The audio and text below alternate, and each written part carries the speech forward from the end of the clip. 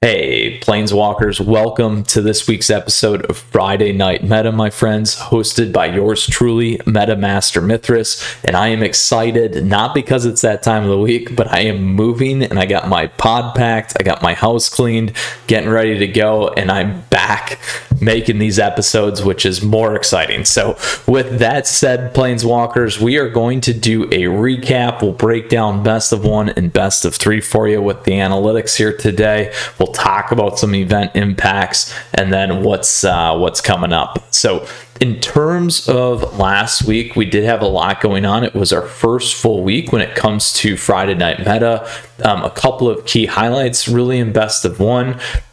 We had mono white life gain that we highlighted. It was the top deck at that point in time.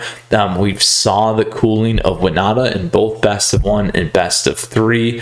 And then the last piece there is some of those newer decks kind of went poof. So Golgari disappeared in terms of Pest and Witherbloom. So we'll continue to keep an eye and see what happened and shaped up this week, my friends. We had some fun events and we'll continue to move forward and see what we got going on.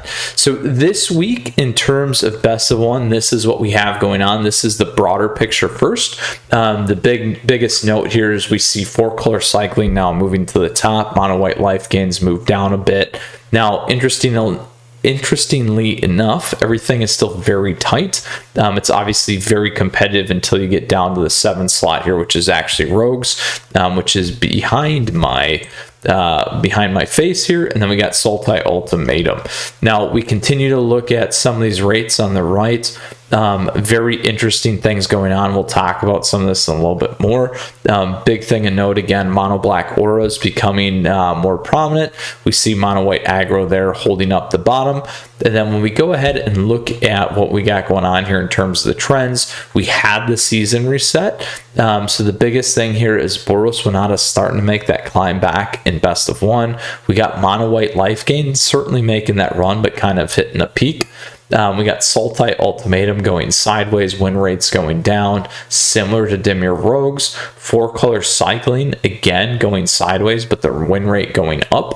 Sultai Control becoming a new thing here. And then that mono black auras, which makes sense, going up in terms of play and commanding a healthier win rate due to the fact that mono red aggro is certainly one of the most played decks in terms of best of one. Also seeing a lot of the other decks become compressed in terms of win rates, minus the 4-color cycling and mono black. Now we're going to go take a look at the more competitive side of things as well and see what changes, and we certainly see a change here. Biggest one being Boros Winata being the most played, also got the highest win rate.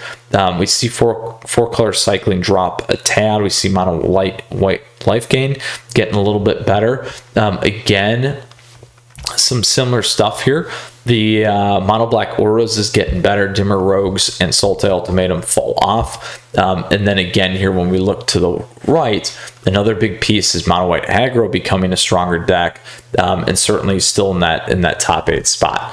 So as we look to see what we got going on here over time, again, mono red going sideways for both. Mono white life gain going up and win rates going down. Sultai Ultimatum, Dimmer Rogues, Sultai Control, 4-color cycling, again, similar thing here.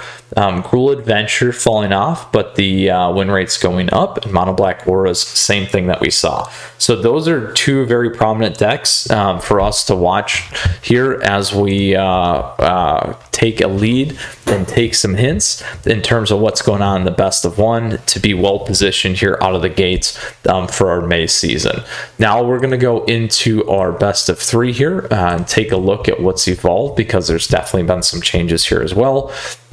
Here we got mono red aggro at the top in terms of win rates. Sultai Ultimatum being the top popularity makes sense in terms of what's going on. Mono red snow aggro being a hard counter to Sultai Ultimatum, like we've discussed before. What's interesting though is it's not as big as a meta perspective, which is kind of unique there. Additionally, we see Gruul aggro at number 2 there, so that's pretty important to keep an eye on. We got mono white aggro, Naya Adventures there in the middle, and then a whole host of other things that Winata deck coming in at the bottom, and then we see how things have been affected on the right side. And again, this is actually the more competitive side here. So when we look at Sultai Ultimatum, again, kind of topping off, we see Rogues, we see Teamer Adventure, Mono Red Snow Aggro, again, staying sideways, but because of that entry of the Sultai Ultimatum taking up more of the meta, we see a healthier win rate. Naya Adventure is a big one here. Absolute powerhouse in terms of the upward momentum. We will talk about that here in a little bit later. Now, the win rate's kind of getting a little bit compressed. Cruel Aggro, Boros Venata coming off hard, and then Mono White Aggro there. So pretty important. Let's keep an eye on this now as we look at the broader viewpoint here. And we do see some changes. The biggest one being, is it Prismari here, or is it Prismari Dragons? Probably a little bit of a naming mix up here. But the big things here, again, we continue to see Mono Red Snow Aggro at the top, Sultai Ultimatum. The biggest one that falls off is just that Mono White Aggro. We see, again, similarities in terms of some of the percentage play, Rogues being the second one here. And then again, we can look at the trajectory of what's going on here in terms of win rates, most played, and those things as well, my friends. So that is the best of one. That is the best of three. I do want to give you a deck in terms of some highlights here. We're going to go back to best of one. A big one is 4-color cycling. So if you haven't seen this deck, there's certainly been an evolution. There's a lot of different variations here when we consider cycling. The one that I like to talk about, but I will certainly share this one here with you, and I'll leave you the deck down below in the description so you have access to that. Also, you guys can and gals can go check out my website and read my posts that I produce for this as well. Here, the biggest one in terms of its win rate, where it doesn't do well, is Mono White Life Gain, Mono Black Auras, Mono Red Snow Aggro, Boros Venata, Mono White Aggro. However, when we flip this around, we look at all the other decks, it has a very, very healthy win rate as well. So again, a healthy mix between late game as well as some of the mid-range stuff to keep an eye on here and how you want to play. But again, that's the 4-color cycling deck. The version that I'll have for you is a top deck with Pyromancer in it as well, a very popular one, and again, an additional evolution, fine-tuned nicely here for our Strixhaven deck building and seasons. So that is what we got in terms of the decks. Next, what I would like to talk about are some of the impacts. So the biggest thing in terms of the impacts this week is there wasn't really any events. So that's the biggest piece. So I want to give you two things here on this in particular. One, just a quick shout out to Jaffer MTG. So Jaffer is a streamer and does a lot of fun events and hosts a lot of events. I had the pleasure of chatting with Jaffer actually last week and around some event coordination stuff. Not for me in particular, just some other stuff in the community. Really like what he's trying to do. So go ask Jaffer for an invite for these events and tell him Mythras sent you. So again, good shout out to what he's doing. I love this, the Gouda Wars, and in particular the cheese stands alone. If you are not familiar with these cards, you probably should get yourself familiar. But these are a lot of good flavors here. So and a lot of fun ones. Now, with that, the other call out that I do want to do here real quickly is out to MTG Data. So the reason why I wanted to share this one here in particular is a shout out to Rockstar Cowboy 1. Rockstar had the courage to ping me and talk to me a little bit about some of these data points. So I wanted to show you another breakdown here from MTG Data, and it is also relevant to what we had last week. I'm actually going to move my face over here.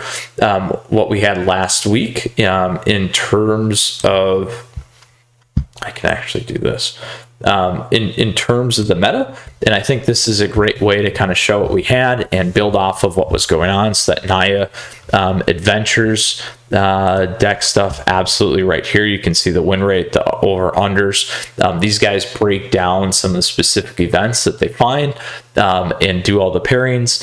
I do share a lot of this information in terms of some of the specific events, so it's good to see, but also this gives you another take on some of the direct head-to-head pieces that I think players enjoy seeing. So again, appreciate the ping. I know what it takes to reach out, so please always feel free to do that. And again, Rockstar, thank you for bringing this to my attention to help bring you some additional cuts and takes on ways to slice and dice data as a player to help you enhance your game.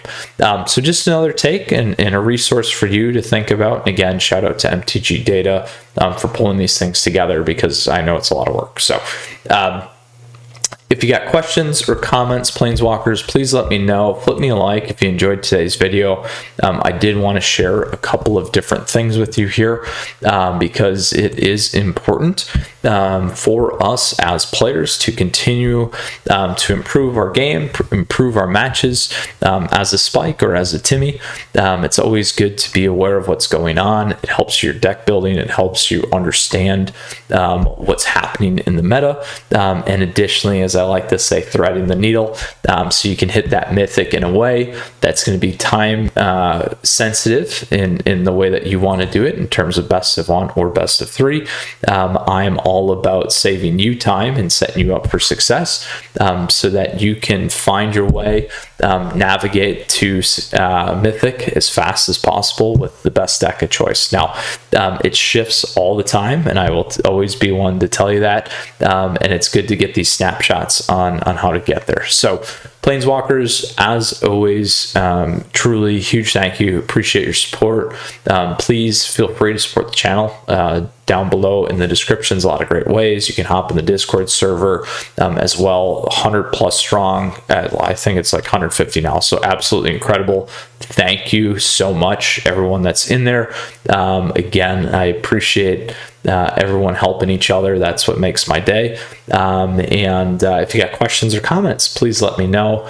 And lastly here, we did talk about what happened last week. We did a recap. We talked and broke down best of 1 and best of 3. We equipped you with the deck 4-color cycling to set you up for success here with one of the best win rate decks. Absolutely, you can check out all the top decks that I do. I think I got most of them so far here for Strixhaven. And then additionally, we broke down some cool events that MTG or Jaffer does, and then also MTG Data with another slice and dice there. So Planeswalkers, you stay safe. We'll see you again soon. Until next time, Mythras out, and looking forward to next week. Take care.